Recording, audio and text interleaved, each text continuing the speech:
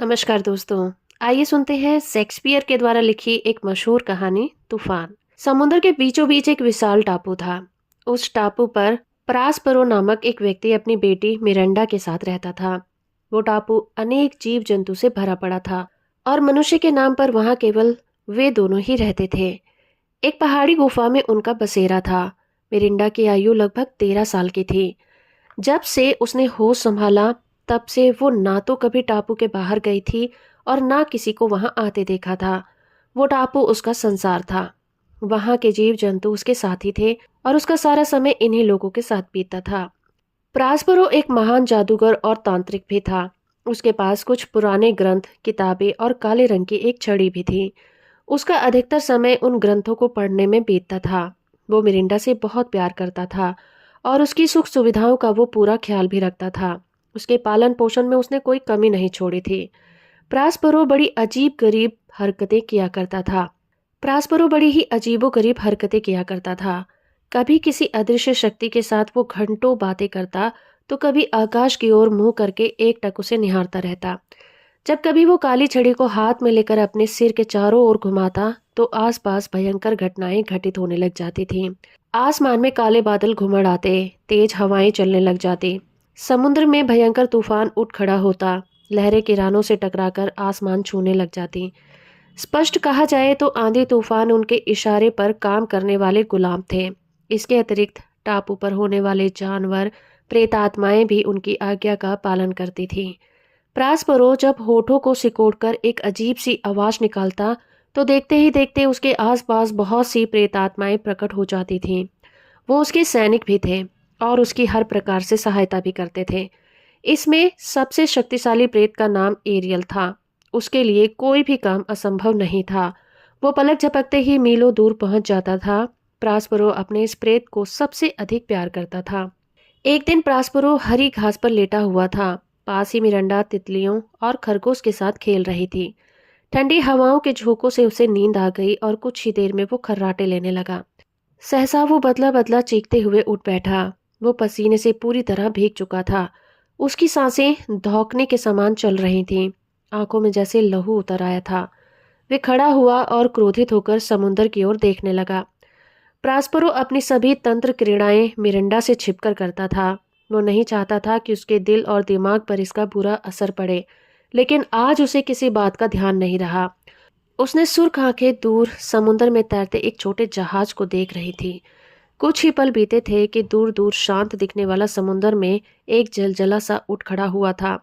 चारों ओर काले काले बादल घिर आए थे। लहरें भयंकर शोर करते हुए आसमान की ओर उठने लगी थीं। तेज हवाओं ने जल में भंवर पैदा कर दिए थे। बिजली कड़कते हुए जमीन पर गिरने के लिए आतुर हो उठी थी। समुद्र की विशाल लहरों के बीच जहाज कागज की नाव की तरह लहराने लगे थे। कभी वो दाईं ओर झुक जाता तो कभी बाईं ओर। प्रास्परो अभी भी उसे एकटक देख रहा था। ऐसा लग रहा था मानो वो अपनी पूरी शक्ति को केंद्रित करके जहाज को डुबो देना चाहता हो। इस कश्मकश के बीच आखिरकार लहरों की विजय हुई और वो जहाज को तिनके की तरह बहाकर कहीं दूर लेकर चली गई। जहाज के अदृश्य होते ही प्रास्परो के चेहरे पर संतोष के भाव दिखाई देने लगे। वो जोर जोर से हंसने लगा। दूर खड़ी मिरिंडा इस दृश्य को देख रही थी। समुद्र के भयंकर रूप को देखकर उसका बाल मन भय से कांपने लगा। वो दौड़कर आई और पिता के पैरों में लिपट गई। मिरिंडा, मेरी बच्ची, ये कहकर प्रास्परो ने उसे गोद में उठा लिया और उसे सीने से लगा लिया। मिरिंडा डरते डरते बोली, पिताजी, ये सब क्या था? मुझे बहुत डर लग रहा है। डरो मत मिरिंडा। प्रास्परो ने उसका चेहरा समुद्र की ओर किया और उंगली से संकेत करते हुए बोला, तुम्हें वो चमकीली वस्तु दिखाई दे रही है? उसे जहाज कहते हैं। जी पिताजी। मिरिंडा ने उंगली की दिशा से देखकर सहमति में सिर हिलाया। उसे यहाँ लाने के लिए ही मैंने अपने जादू से समुद्र में तूफान उठाया था। प्रास्परो ने धीरे से कहा। लेकिन आपने ऐसा क्यों किया पिताजी? मिरिंडा डरते हुए बोली। वह जहाज डूबने वाला है। उसके यात्री सहायता के लिए पुकार रहे हैं। भगवान के लिए तूफान को रोक दो पिताजी, नहीं तो सब मारे जाएंगे। प्रास्परो कठोर स्वर में बोला। मिरिंडा, यदि तुम्हें सच पता होता तो तुम मुझे कभी तूफान रोकने के लिए नहीं कहती। तुम नहीं जानती कि जहाज में बैठे यात्री कौन है। मिरिंडा ने उत्सुकतावश पूछा। वे कौन है पिताजी, और आप उन्हें कैसे जानते हैं? बेटी, आज तक मैंने एक रहस्य को छुपा कर रखा है। ये रहस्य हमारे अतीत से संबंधित है, परंतु आज मैं तुम्हें उसके बारे में सब कुछ बताऊंगा, क्योंकि उसके यहाँ आने से पहले तुम्हें जान लेना चाहिए कि वे कौन है और उनसे हमारा क्या संबंध है। तभी तुम पूरी बात ठीक से समझ पाओगी। प्रास्परो मिरिंडा को लेकर वहीं एक और बैठ गया और अतीत के पन्नों को खोलता हुआ बोला, यहाँ से बहुत दूर समुद्र के दूसरे किनारे पर मिलान नामक एक बहुत खूबसूरत और सुंदर देश है। आज से 10 साल पहले मैं वहां का राजा था। उस समय तुम 3 साल की थी। तुम्हें जन्म देने के कुछ दिनों बाद ही तुम्हारी माँ स्वर्ग सिधार गई थी। तभी से मैं पिता के साथ साथ माँ बनकर तुम्हारा पालन पोषण कर रहा हूँ। हमारे पास नौकर चाकर, धन दौलत, हाथी घोड़े सब कुछ थे। तुम मेरी एकमात्र संतान थी, इसीलिए मैं तुम्हें लेकर चिंतित रहता था। मेरा अधिकांश समय तुम्हारी देखभाल में बीतता था। शेष समय में पुराने ग्रंथ और किताब पढ़ना मेरा शौक बन गया था। मेरा एंटोनियो नामक एक छोटा भाई भी था। वह बड़ा बुद्धिमान, साहसी और कूटनीतिज्ञ था। इसीलिए राजकाज की सारी जिम्मेदारी मैंने उसे सौंप दी थी। परंतु सिंहासन के सभी अधिकार पाकर उसके मन में लालच आ गया। उसे लगने लगा कि जब तक तुम बड़ी हो जाओगी तो मैं उसके सारे अधिकार वापस लेकर स्वयं राज्य का कार्यभार संभाल लूंगा। यही नहीं, उसकी सोच गलत दिशा की ओर मुड़ गई। वो मुझे सिंहासन से हटाकर खुद राजा बनने का सपना देखने लगा। लेकिन मेरे रहते उसका सपना कभी पूरा नहीं हो सकता था। अंत में उसने एक भयंकर षड्यंत्र रचा। एक दिन उसने समुद्र भ्रमण का कार्यक्रम बनाया। इसके लिए उसने मुझे भी तैयार कर लिया था। निश्चित दिन मैं और तुम जहाज पर सवार होकर समुद्र यात्रा पर निकल पड़े। जहाज का कप्तान और कर्मचारी एंटीलियो के आदमी थे। बीच समुद्र में पहुंचकर उन्होंने हमें जबरदस्ती एक नाव में बिठाकर समुद्र में मरने के लिए छोड़ दिया। लेकिन जहाज का एक मल्लाह मेरा विश्वास पात्र था। इसीलिए उसने एक दिन पहले ही नाव में खाने पीने का सामान और मेरे सभी ग्रंथ छुपाकर रख दिए थे। लहरों के थपेड़े खाते हुए हमारी नाव अनजानी दिशा की ओर चल पड़ी थी। उस समय मुझे सबसे अधिक चिंता तुम्हारी थी। तुम्हें सीने से चिपटाकर मैं तेजी से नाव खे रहा था। इस प्रकार कई दिन बीत गए। धीरे धीरे खाने पीने का सामान भी खत्म होने लगा। थकान और भूख से बेहाल होकर मैं ईश्वर को पुकारने लगा। आखिरकार मेरी उसने पुकार सुन ली और एक दिन हम इस नाव से भरे पूरे टापू पर आ पहुंचे। उसी दिन से हम इस टापू पर रह रहे हैं। अपने अतीत के बारे में सुनकर विरिंडा की आंखों में आंसू छलक आए और वो पिता के सीने से चिपट गई। तभी प्रास्परो को एरियल का एक स्वर सुनाई दिया, स्वामी, मैं लौट आया हूँ। प्रास्परो बेटे के सामने एरियल से बात नहीं करना चाहता था। उसने सोचा कि उसे अदृश्य शक्ति से बात करते देखकर वो भयभीत हो जाएगी। इसीलिए सबसे पहले उसने मंत्र पढ़कर मिरिंदा को गहरी नींद में सुला दिया। फिर वो एरियल को संबोधित करते हुए बोला, आओ प्रेतराज, क्या समाचार लाए हो? जहाज के यात्री कैसे हैं? स्वामी, आपने जैसा कहा था मैंने वैसा ही किया। इस समय जहाज के सभी यात्री कुशल हैं। मैंने उनकी पूरी शक्ति लगाकर ऐसा भयंकर तूफान उठाया कि जहाज तिनके की तरह समुद्र में डूबने लगा। इतने भयंकर दृश्य को देखकर सभी के प्राण सूख गए थे। प्राण संकट में पड़े देख आपका वीर भाई सहायता के लिए चिल्लाने लगा। वो मल्लाह के पैर पकड़कर प्राण रक्षा की प्रार्थना करने लगा। परंतु उसका पुत्र फर्डिनेंड बहुत वीर और दिलेर है। वो स्वयं एक नाव खेते हुए इस टापू की ओर आ रहा है। जहाज डूबने के बाद शेष लोग भी अलग अलग तरीके से टापू की ओर आ रहे हैं, परंतु आप निश्चिंत रहें, वे सभी सुरक्षित हैं। घटना का सारा विवरण सुनकर प्रास्परो प्रसन्न होकर बोला, प्रेतराज, आज तुमने बहुत महत्वपूर्ण कार्य किया है। इस उपकार के बदले मैं तुम्हें शीघ्र ही मुक्त कर दूंगा, जिससे तुम अपने सगे संबंधियों से जाकर मिल सकोगे। अब तुम सभी को सकुशल यहाँ ले आओ। ध्यान रहे, कोई भी यात्री मरना नहीं चाहिए। मेरे भाई एंटीलियो का विशेष तौर पर ध्यान रखना। मुझे उससे एक पुराना हिसाब चुकता करना है।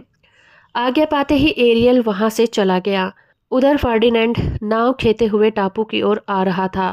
प्रास्परो की आज्ञा से एरियल ने उसके चारों ओर संगीत की मधुर स्वर लहरियां बिखेर दी थीं। उसके प्रभाव से उसे थोड़ी देर पहले घटी घटना का कोई सुध नहीं रहा था। वो टापू के उस ओर तेजी से नाव खे रहा था जिस ओर मिरिंडा और प्रास्परो बैठे हुए थे। अथक प्रयासों के बाद फर्डिनेंड की नाव टापू पर आ लगी थी। उसने जैसे ही टापू पर कदम रखा, मिरिंडा की नजर उस पर पड़ी। अपने पिता के अतिरिक्त आज तक उसने किसी पुरुष को नहीं देखा था। इसीलिए फर्डिनेंड की सौम्य सुंदरता और बलिष्ठ शरीर ने उसे मोहित कर लिया था। उसके दिल में फर्डिनेंड के प्रति प्रेम का अंकुर फूटा। मधुर मिरांडा को देखकर फर्डिनेंड भी सुध-बुध खो बैठा था। एक सुनसान टापू पर उसकी मुलाकात एक सुंदरी से होगी, इसकी कल्पना उसने कभी नहीं की थी। उसे लगा मानो परियों के देश में आ गया हो और सामने बैठी सुंदर परियों की रानी है। फर्डिनेंड की नाव जैसे ही टापू पर लगी थी, वैसे ही प्रास्परो अदृश्य हो गया था। वह उनकी भाव भंगिमाएं देख रहा था। उन्हें एक दूसरे में खोया देखकर उसके मन में असीम शांति मिल रही थी। उसने निश्चय कर लिया था कि वो अपनी पुत्री का विवाह इस सुंदर राजकुमार के साथ ही करेगा, परंतु वो एक बार उसकी परीक्षा लेना चाहता था। अतः वो प्रकट होकर गरजते हुए बोला, हे उदंड बालक, तू कौन है?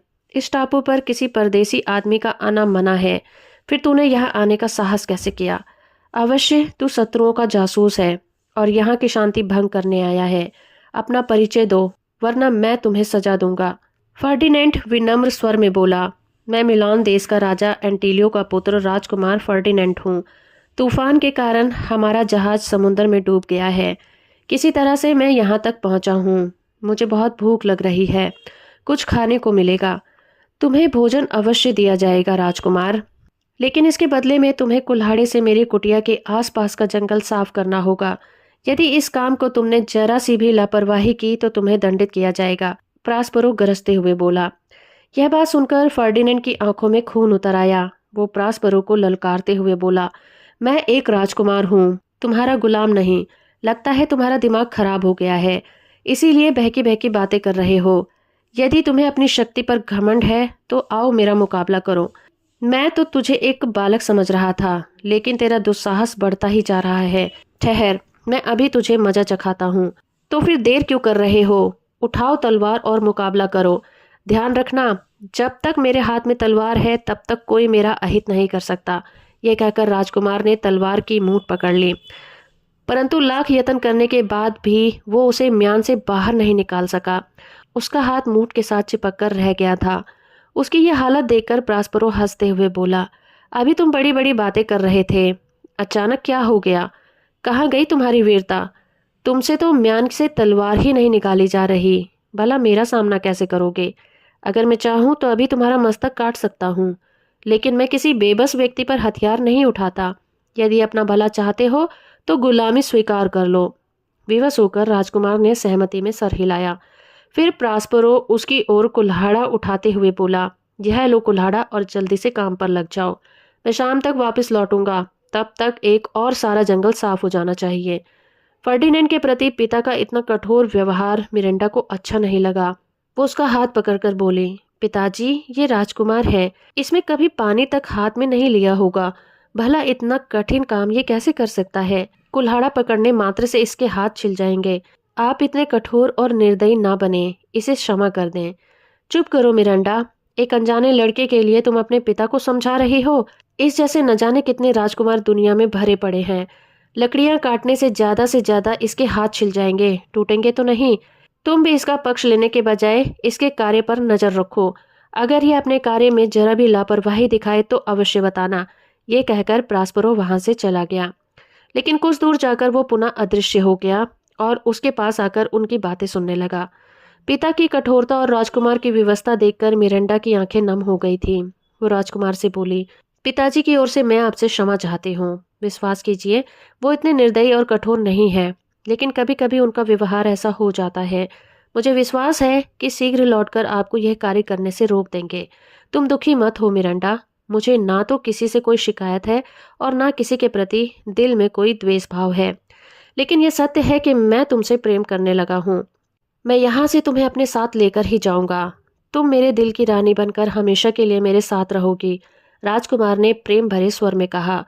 राजकुमार, मैं भी मन ही मन आपसे प्रेम करने लगी हूँ। मैंने स्वयं को तन मन से आपको अर्पित कर दिया है। आप जहाँ रहेंगे मैं वहाँ रहकर आपकी सेवा करूंगी। मिरिंडा ने भी अपने दिल की बात प्रकट कर दी। अब तक प्रास्परो को उनके प्रेम पर यकीन हो चुका था। वो प्रकट होते हुए बोला, और मेरा आशीर्वाद हमेशा तुम दोनों के साथ रहेगा। तुम जहाँ रहो खुश रहो।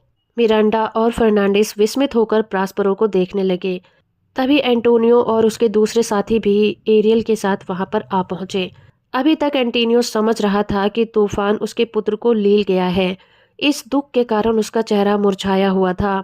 लेकिन जब उसने फर्डिनेंड को एक सुंदर युवती के साथ बैठे देखा तो उसकी प्रसन्नता का ठिकाना न रहा। उसने दौड़कर पुत्र को गले लगा लिया। इस मिलन के बाद एंटोनियो की दृष्टि प्रास्परो पर पड़ी, लेकिन वो उसे पहचान नहीं सका। तब प्रास्परो उसके पास आकर बोला, आओ एंटोनियो, मुझे भी गले मिलो।